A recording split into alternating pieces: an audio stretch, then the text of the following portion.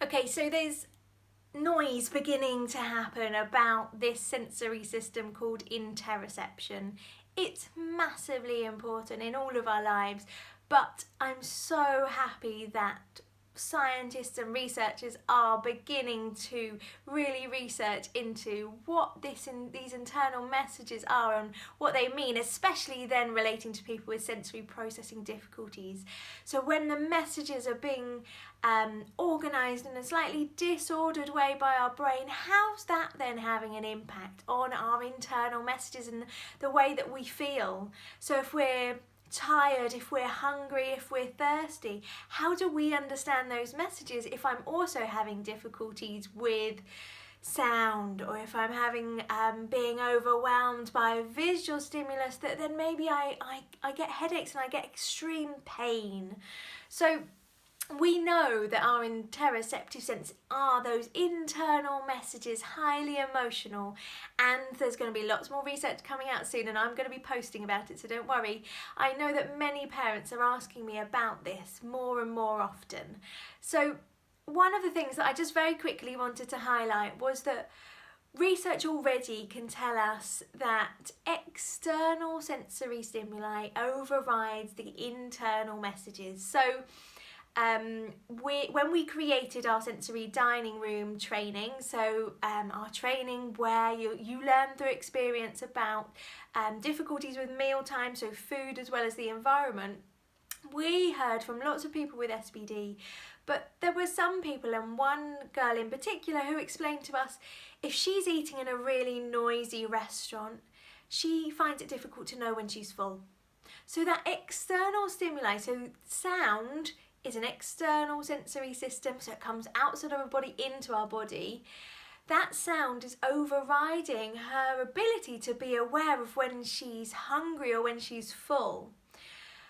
That's an example of external sensations overriding that internal awareness. Another example is clothing. So if someone finds the tactile experience of clothing really difficult to manage, so maybe it is labels or seams, or maybe the kind of fabric that it is and how it feels on their skin, maybe itchy and scratchy, that can override their awareness of when they need to go to the toilet. And so we might recognise that some people run to the toilet and they're really, really desperate to go because that tactile sensory experience has been overriding their internal awareness of that feeling of needing to go to the toilet.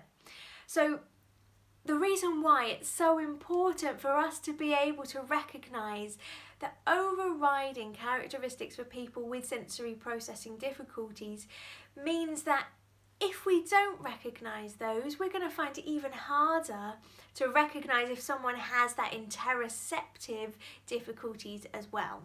So if I'm aware that someone finds noise overwhelming when they're in that noisy restaurant, I may well support them by providing some headphones, some noise cancelling headphones, or maybe some wax that swimmers wear, or some little earplugs. That might be their way of supporting themselves in other situations, maybe when they're at school or when they're at work. And so therefore then when they're in that environment in the restaurant, they're more able to recognise their feelings, those internal feelings of hunger.